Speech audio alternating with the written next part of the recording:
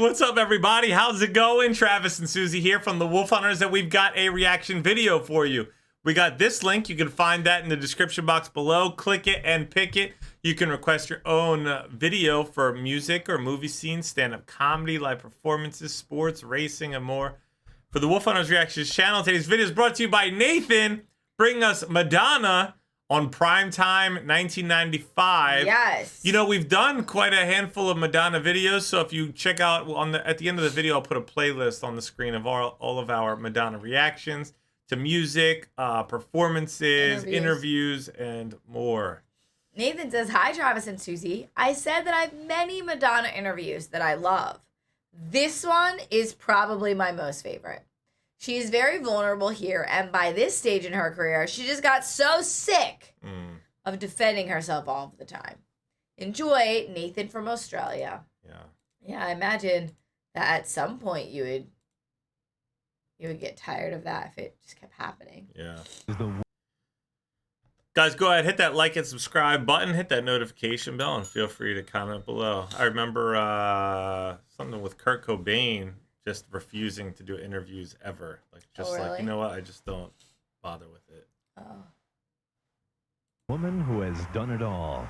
So what could possibly be next? Do you feel this notorious biological clock? Absolutely. Well, what time is it then? It's time. And later, Primetime. Now from TV1 in New York, Diane Sawyer. It's so easy to imagine the Madonna who strikes the pose, the Madonna who creates the music, the outrage, and controls all that money.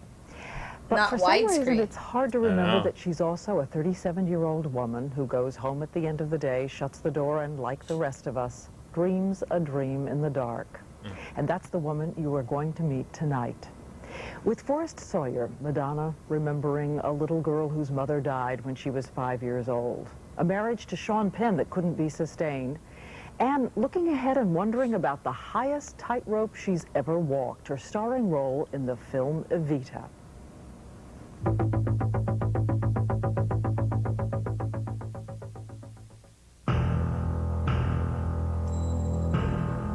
Opened up Billboard magazine, and my song had dropped to #3, and Whitney Houston's had gone to #1.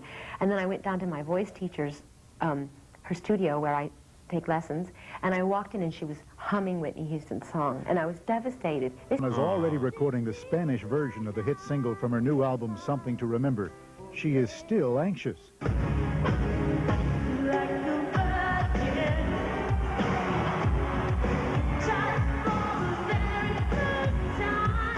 It's not easy to survive being called lewd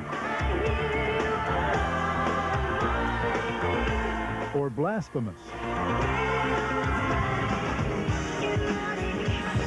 or an outrageous exhibitionist and still stay on top. But Madonna has. It seems to me that a lot of what your work is about image in some fashion. Well, I'm a visual artist. And you keep reinventing yourself. Is that a fair way to put it? No, I think that's a really boring way to put it. I get so exasperated when I hear that I'm reinventing myself.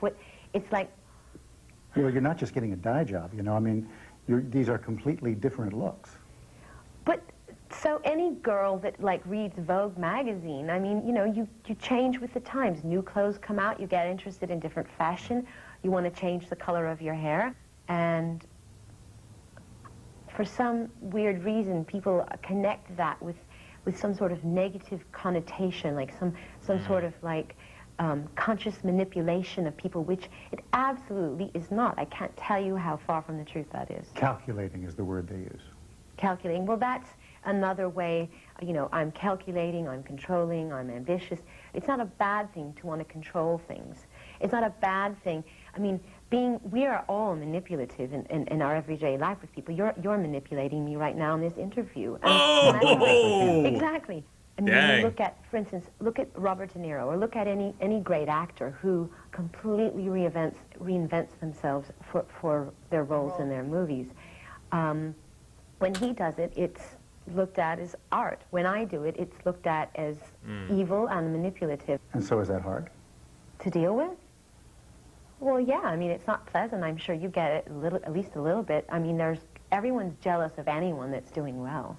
Yeah. Yeah, but, I mean, You know, they say it's lonely at the top, you know, and sometimes that couldn't be more true, you know, and Yeah. sometimes, you know, you're the bullseye. You're doing so well that other people sometimes pick on you because then it draws attention to them, and they're just basically trying to feed off you and things like that. Or I also think as a lady, you know, you do see things that come out, trends that star, and you like them, and there's like this pressure to like not do what's trendy, but do what's trendy.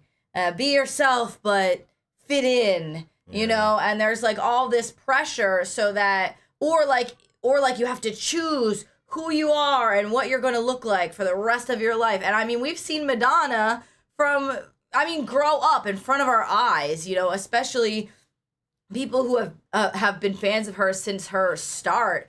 She literally grew up with you, and so of course she's gonna change. Yeah. She's gonna you know, bloom and blossom. And I think that's hard for some people because maybe they see themselves in a particular look that she has, and so when she changes, it's hurtful or something. I don't know, or maybe they were attracted to it and then it changes and they're not as attracted to it. I don't know, but man, let a lady you know, change her hair, her makeup, or her outfit, you know, and I think that Madonna does do that well, but I understand the frustration that it's not necessarily reinventing yourself, but that it's just a new look that you like, you know, it can be that too. It's also interesting they had talked about, you know, some of the way people, I guess, talk about her or whatever, and it's wild that, you know, the thing that pushed her to the top was her pushing the limits. Yeah. But her pushing and challenging those limits are also the same things that people like fire at her for, you know? So it's like a catch-22, you know? That's a difficult space to be in. what you get is a rainstorm of stuff.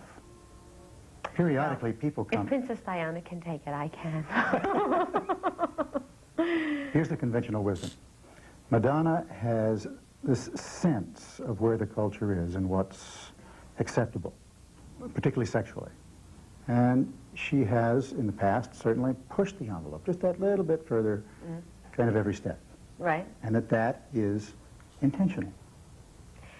Well, sometimes it's been intentional and sometimes it hasn't. For instance, when I was doing my Justify My Love video, I never set out to push the envelope, piss people off, annoy people. But I swear to you, I didn't. You know, another interesting thing too is when you think about the entertainment world, she is not alone in these decisions. There is probably a whole team that is helping kind of guide some of the things that she does. You know, like she's not directing the music video. She has a movie director, and I'm certainly, you know, she probably has input in those things. But if something goes left or something goes right and, you know, people like it or people don't like it or whatever, they're coming to her. They're not going to other people that are involved in some of these things, but she's always the one that's got to answer for it, you know? Makes sense, yeah. But I swear to you, I didn't.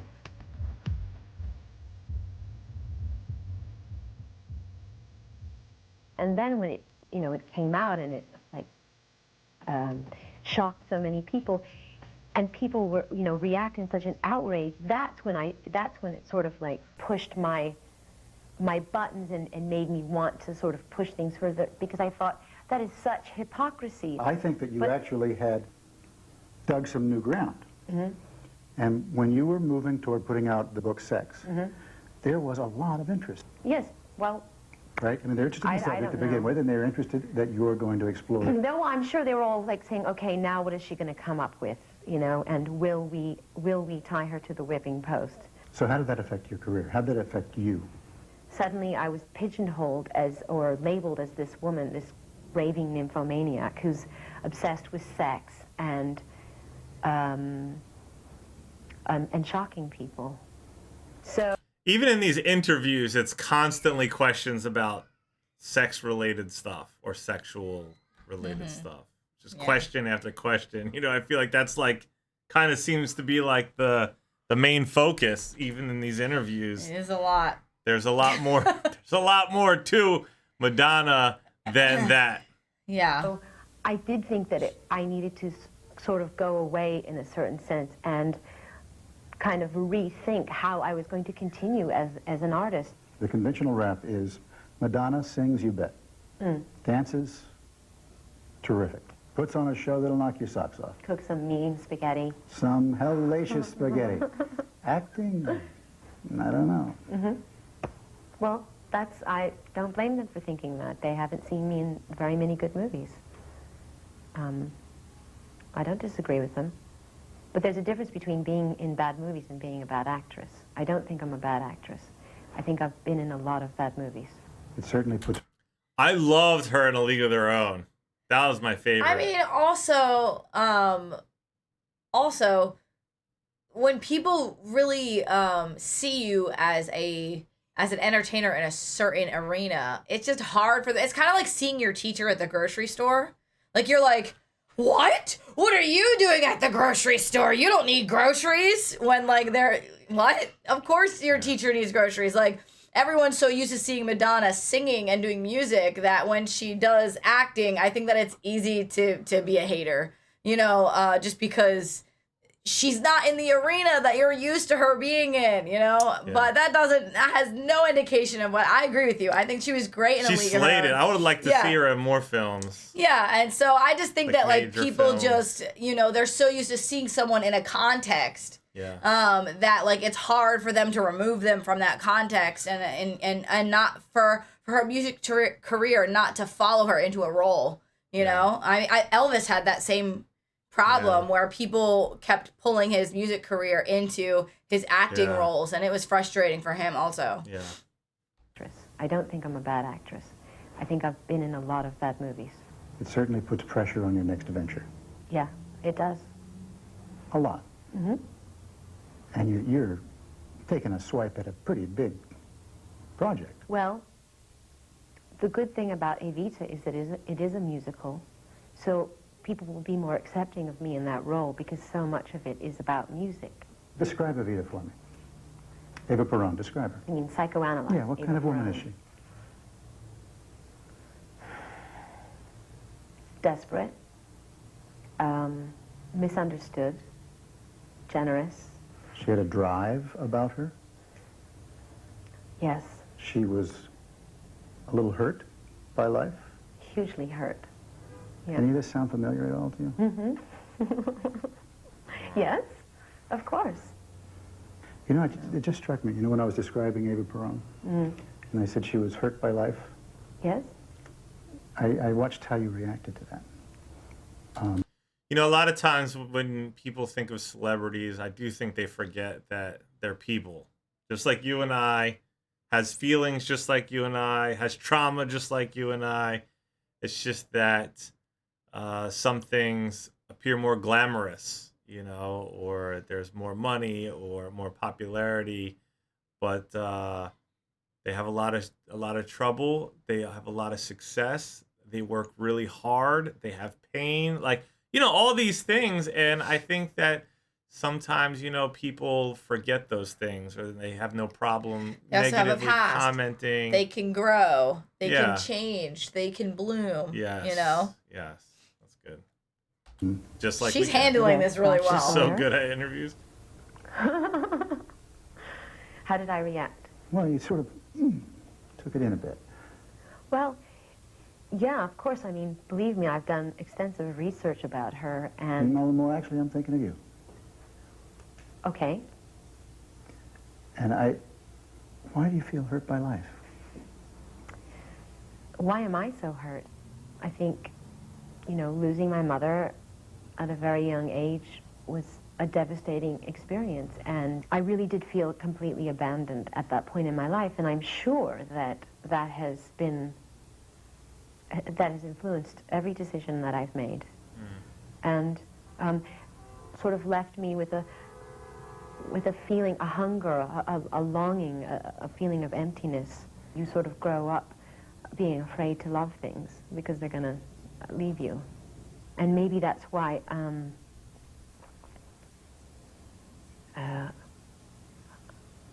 I overreact to things. I'm oversensitive to things because a lot of times I think, are both of your parents still alive? They are. Are you close to them? I am. Yeah.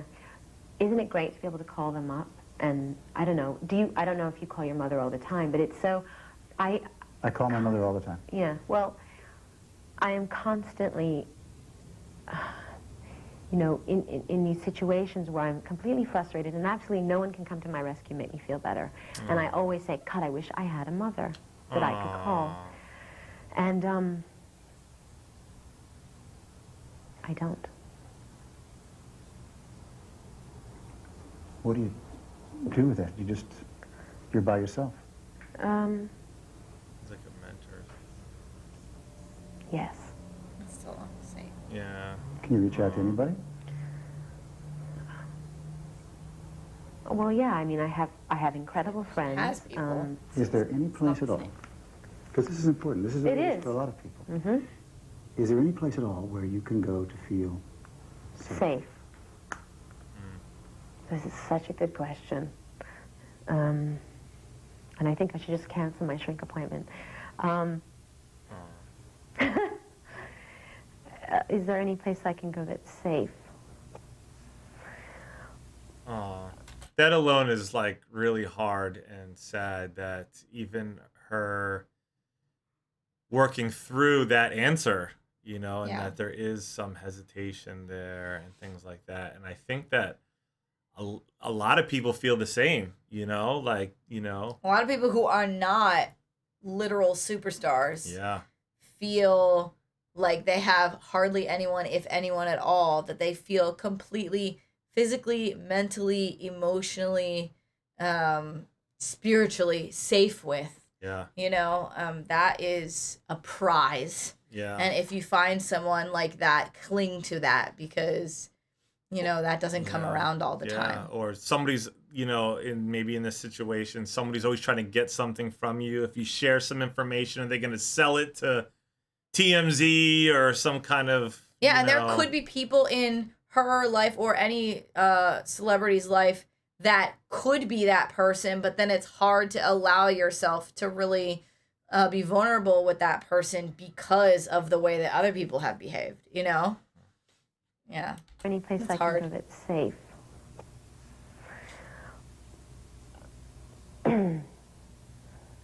No, not really. I suppose.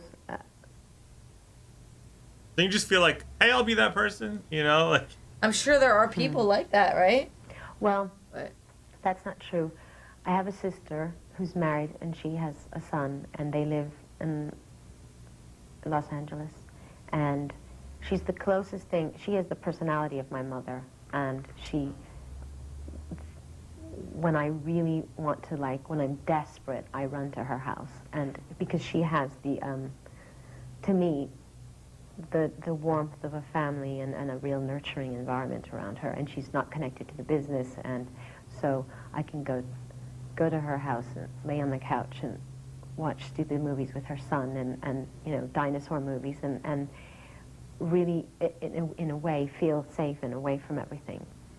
If you look back over your life, is there one true love that stands out? Absolutely. Sean. Nobody comes close. No. Could anybody come close? Why not? I don't know. Sometimes people close down. Sometimes No, people I'm put absolutely not closed down. No.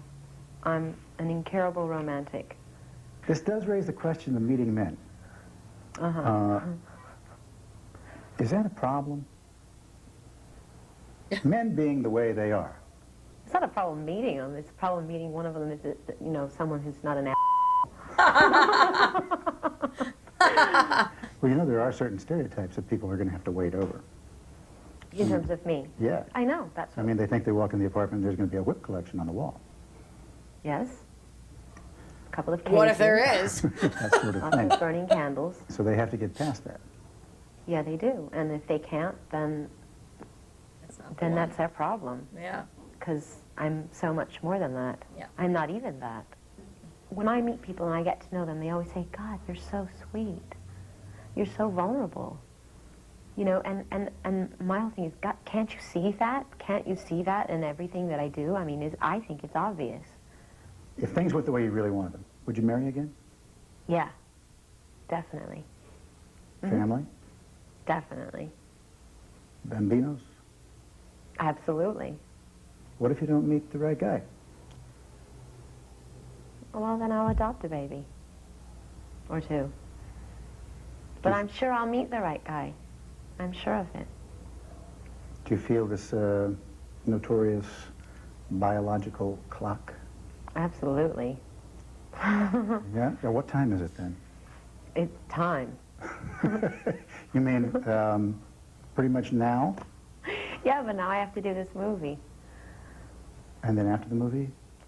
After the movie, I'm going to put a couple of ads in the New York Times, Village Voice. Who knows who's going to apply for, you know, the fatherhood gig. Somewhere in that mix, your music, at a certain point when it's not as hot or as commercially successful as it is now, and it happens to everybody. Mm-hmm. Has happened to me. Does that cause you to want to back off, to bail out? No. No. I love music. Okay. And by the way, if you're thinking of applying for that fatherhood gig, Primetime will not be screening the applicants. Write Madonna directly. Oh, man. She's the one-name wonder whose controversial career forced the world to sit up and listen. The boy toy, the material girl, the seductress. Now in an exclusive network interview, a different side of Madonna. Losing my mother at a very young age was a devastating experience. Madonna tells Forrest Sawyer about motherhood, marriage, and her one true love. Nobody comes close. No. Guys, go ahead, hit that like and subscribe button.